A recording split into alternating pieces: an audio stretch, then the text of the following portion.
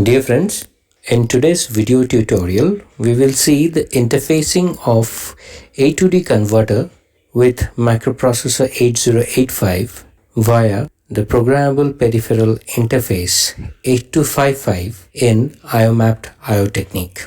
To understand the A to D conversion, we have used the example of ADC 0804.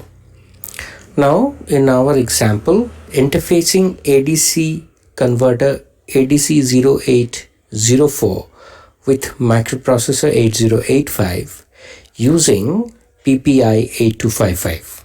Let us try to understand the interfacing and how the A to D converter sends the information or the data from its own data bus to the microprocessor 8085.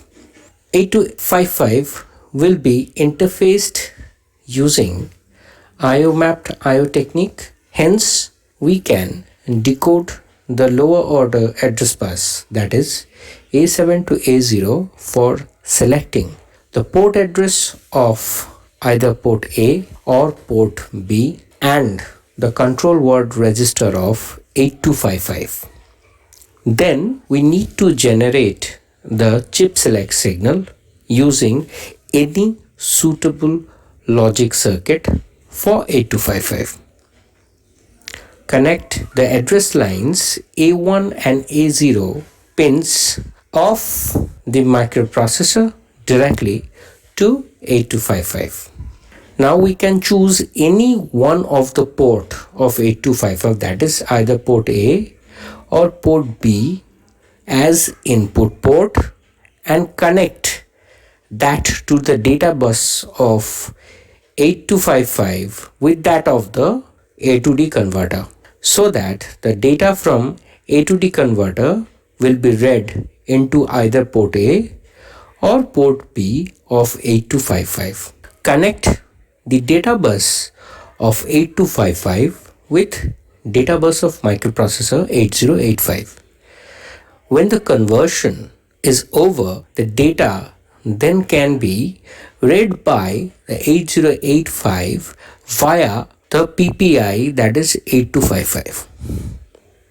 Now we need to send the start of conversion signal for initiating the conversion process inside the ADC 0804. For that, we need to create a low to high signal for ADC 0804, and we will do this using one of the pins of port C. Now connect another terminal of port C to check or to sample the end of conversion from the A to D converter. The end of conversion is received from the A to D converter, and if the conversion is complete, it will let the other devices attached to the ADC to know about the end of the conversion. Let us see how it is done. First, connect A7 to A2 of the microprocessor 8085 to a multiple input NAND gate. Then connect A1 and A0 directly to 8255. Now connect the output of the NAND gate to the chip select of 8255. Now since the output of the NAND gate has been connected to the chip select, whenever the output of the NAND gate is low, the 8255 gets enabled. Now we have to determine the port address of port A, port B and port C and the CWR of the present configuration. To get the chip select signal, we need to generate all one from AD7 to AD2, that is nothing but A7 to A2 will all have high signal. So when that enters into the multiple input NAND gate, only then the output of the NAND gate will be 0.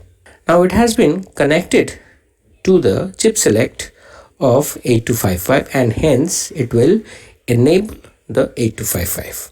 Now if A1 and A0 are 0, 0, so internally the 8255 will select the port A. Now on the upper half we can see from A7 to A4 all are 1, so it is F, and at the bottom nibble it is 1100, which means it is FC, and since 00 is entering 8255 through A1 and A0, port A will get selected, and hence FC is the port address of port A of 8255. Similarly, if A1 is presently 0 and A0 is presently 1, port B gets selected and the combination is FD. Hence we can say the address of port B of 8255 is FD. Similarly, when A1, A0 changes to 10, port C gets selected and the address is FE. When it is 11, the control word register which is inside the 8255 gets selected.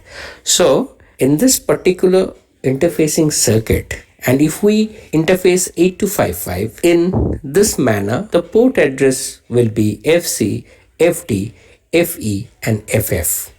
One thing I must tell you is that not all the manufacturers use the address which is given here. I have taken it as per my convenience. Now, if a manufacturer is making the motherboard which includes the 8085, 8255 and other supporting integrated circuits, then it is up to them to decide the port address. So it may vary from different kits to different kits. So it is advisable to check the manual of the microprocessor kit to identify the port addresses of 8255. Now let's have a brief look into the A to D converter ADC 0804. Now ADC 080X means it is the family are all CMOS 8-bit SAR type A to D converters. Now SAR means successive approximation register type of A to D converters. Now it is having differential input, which is differential analog input, which is Vin plus and Vin minus, and it is having TTL compatible outputs, which are digital outputs, which are 8 bits starting from D0 to D7. There is a on-chip clock generator, the time period determined by the external resistor and a capacitor component, which is shown in the figure. We have taken the value 10 kilo ohms and capacitor value as 150 picofarad. This has been mentioned in the datasheet of the ADC 0804 by the manufacturer. The analog voltage input range is with a single plus 5 volt supply. It is from 0 volt to 5 volt. We do not require any zero adjustment, and it can also be used in the standalone mode. That means you can simply convert any analog input to digital without using any other interfacing circuits. In our example here we have 8255, here we have a microprocessor. We don't need that. We can use this in a standalone mode also. To make the ADC functional, we need to pulse a low signal to the chip select of ADC 0804. So when the signal at CS is low, the ADC 0804 gets enabled, else it is disabled. Now let us try to understand it using a simple timing diagram. Now when the chip select is pulsed low, it must be pulsed low for the entire time period in between which the conversion will take place. So in the figure below we can see that the chip select has been enabled for a fairly long time. Now to start the conversion, WR has to be pulsed low as shown in the figure. Now after that, internally the ADC 0804 starts the conversion process, and as per the datasheet of ADC 0804, it takes around 100 microseconds to finish the conversion. So once the conversion is over, now there should be a way to communicate that particular information to the other devices that has been connected with 0804. For that, it has a terminal denoted by INTR, and this INTR, when it goes low, signifying that the conversion is over, we often called it end of conversion signal. So when the INTR goes low, and if we then assert a read signal, then we can get the converted data from the ADC 0804. From the datasheet of ADC 0804, we have used the following values of the capacitor and the resistor,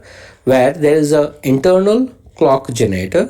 To use it, a resistor along with a capacitor is connected as shown in the figure. Now the internal clock generator relies on the external resistor and capacitor for determining the time period of oscillation. And after the calculation, we can see that the frequency of oscillation is 606 kilohertz for the given value of R and C. Now it is a 8-bit analog to digital converter. So there is a total possible combination at the output is 2 to the power 8, which is 256. And under normal conversion circumstances, the maximum positive voltage that it can convert is positive 5 volts. Therefore, to change the digital output from one level to another, there is a minimum voltage that is required. And we can find that out by dividing the maximum input voltage by the total number of combinations minus 1. Whereas if we calculate this keeping the maximum voltage as 5, we get 0.01960788431 volts. So this is the minimum voltage that must change at the input so that the output changes from one digital output to another. Here N means the number of bits of the ADC. Let us see how we have interfaced ADC 0804 with 8255 and Intel 8085. In our example, we have to program the port B and port C upper. In port C upper, we will be using only PC7 bit as input port of 8255 and connect the port B to the data bus and PC7 to the INTR of ADC 0804. So from the figure we can see the data bus output of port B internally gets connected to the data bus pins of 8085. So whenever we select the port B, the information at the port B will be conveyed to the microprocessor via the data bus.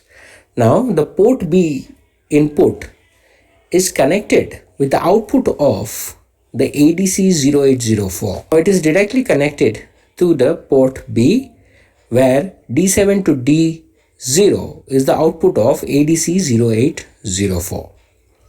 Now we know that to make the ADC 0804 to function properly, we have to pulse low the chip select.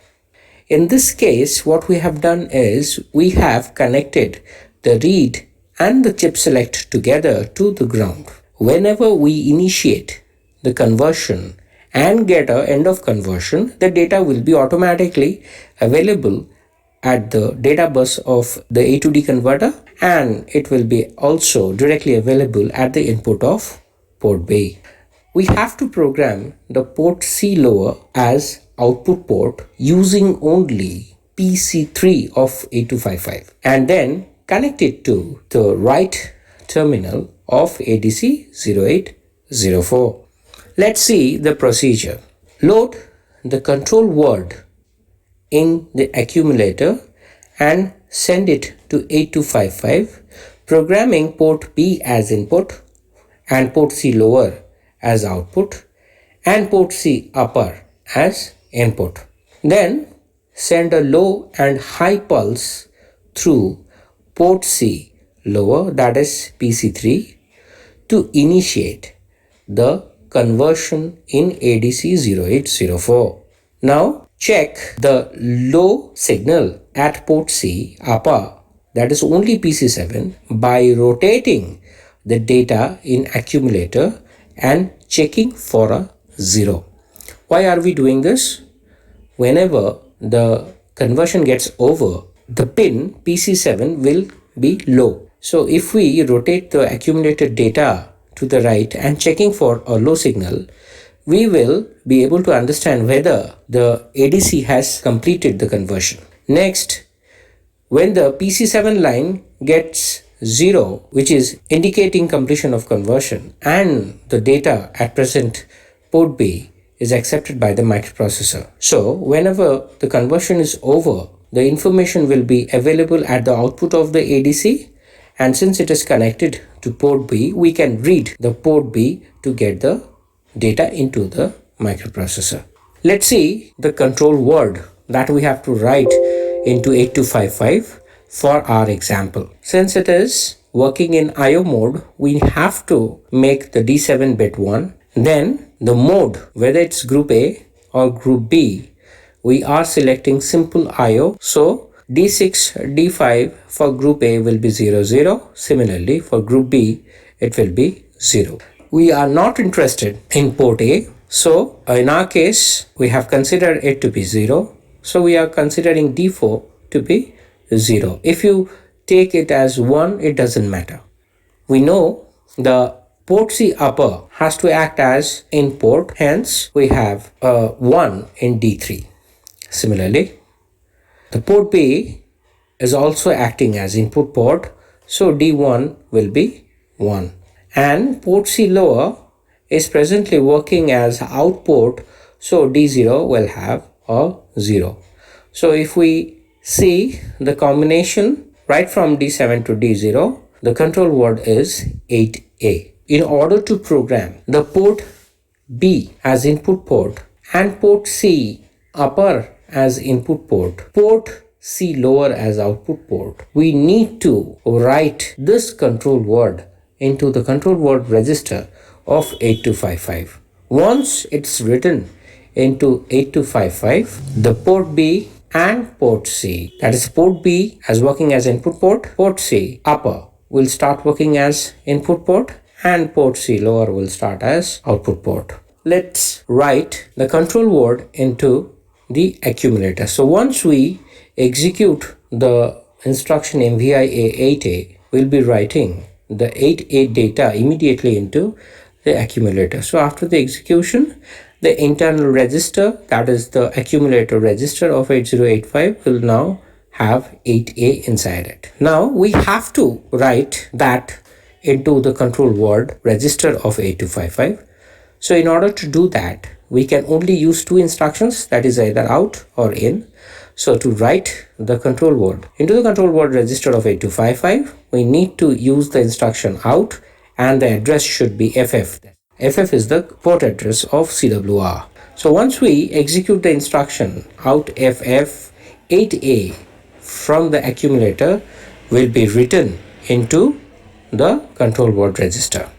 Now we have to clear the content of accumulator.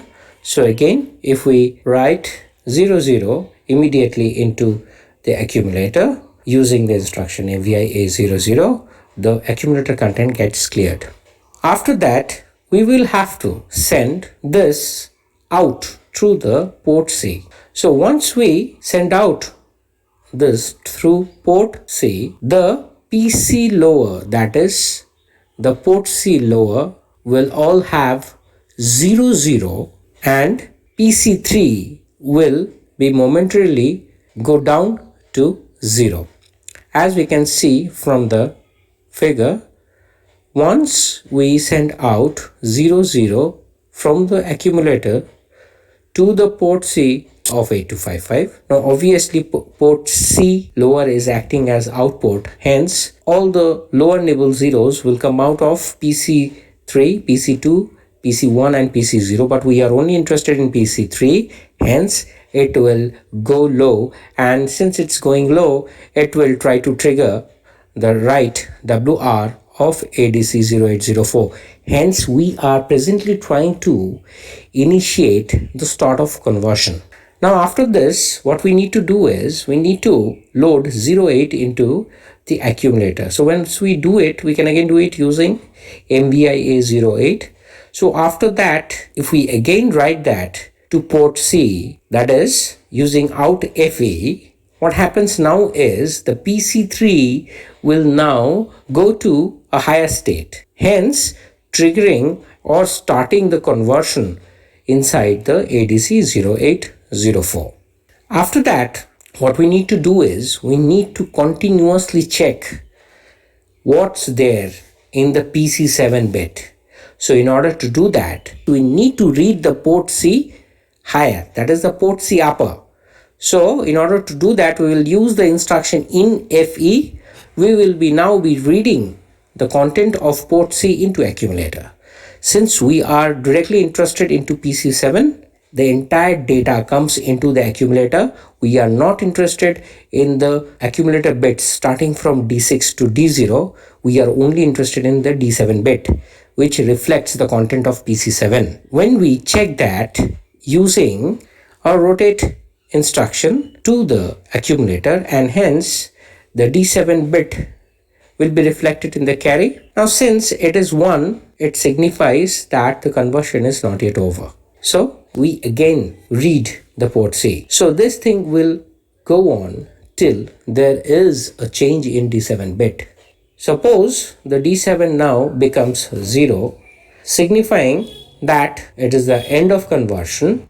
By rotating the content of accumulator to the left and checking the carry, as we can see from the figure, there is no carry, and hence we can assume that the conversion is over. We need to get the data into the microprocessor.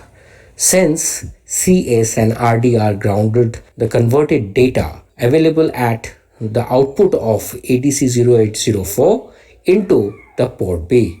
Now let's assume that the converted data is 23 as shown in the figure. Now once we get that, what we can do is we can read that data into the microprocessor using in FD. Now we have to remember that the FD is the address, that is the port address of port B of 8255. So once we use in FD, we are actually instructing the microprocessor to read the content of port B into the accumulator. So once this is executed, the 23 that is available in the port B will be sent to the microprocessor and will be written into accumulator as shown in the figure.